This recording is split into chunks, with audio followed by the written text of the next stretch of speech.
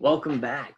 This is Mr. Harper Smith. Last time we talked and learned about two proportion Z intervals, where we would look at a set of data and we would gather enough information to produce an interval from one number to another where we were 95% sure that the true difference of the proportions lay between. All right. Today we're going to be doing it a little bit different. Instead of having an interval of numbers that we're comfortable with, the true proportion being between, we're going to do a test. So we're only going to determine, is it a true claim or is it not a true claim? So let's look at this data here. We have data on colds and on the flu. The X's represent the number of cases that died, and N is the number of total cases. So for colds, we had 1,000 people die, 10 million people got the cold. That's about a 0.0001 proportion. The flu, 621 people died, but 429,000 people got the flu. All right, lower number here, but also a lower number here than the cold. The proportion of the people with the flu that died was 0.0014.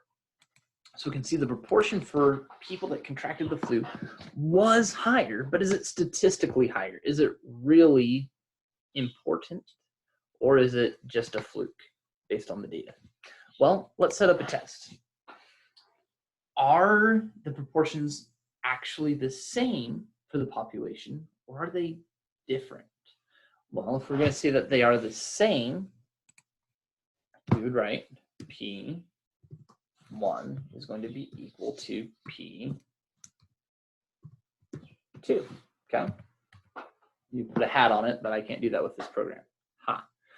So instead of P1 being equal to P2, what would my alternative hypothesis be?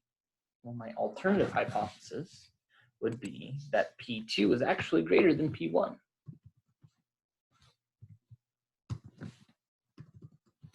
And that is my alternative hypothesis.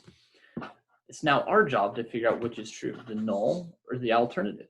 And we're going to do this at an alpha of 0.05.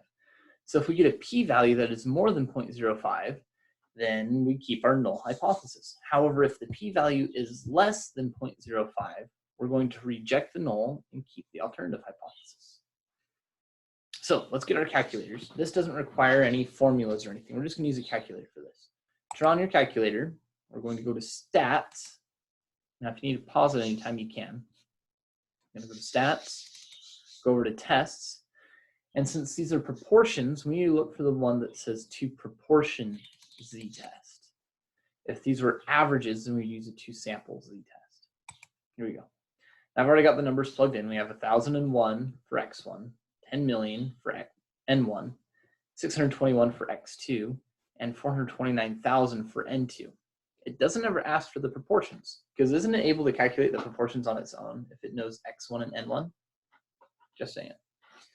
All right, finally, we need to determine what is my alternative hypothesis. Is the alternative hypothesis that just P1 does not equal P2? Is it that P2 is greater than P1, or is it that P2 is less than P1? Well, looking here, the alternative hypothesis is P2 is greater than. The flu is more deadly than P1.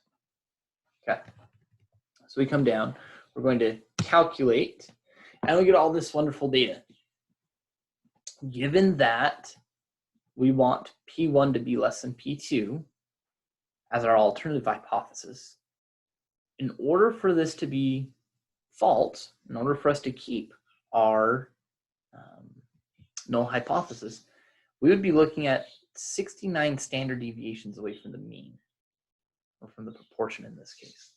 Remember, 2 standard deviations is 95%. 2 standard deviations is an alpha of 0.05. This is saying it would have to be 69 standard deviations. Is that reasonable?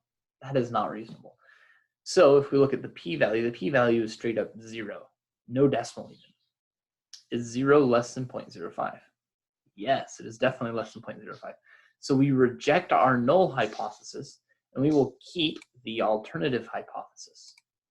These other numbers here, p hat 1, we already have. P hat 2, we already have. then it just gives us a p hat. And that's, well, out of everybody that dies divided by everybody that got the disease, what is the overall proportion? So this is the overall proportion for this scenario. Okay. Hopefully this helps. If you have any questions, make sure to reach out, and I'm more than happy to help you guys. We'll catch you later.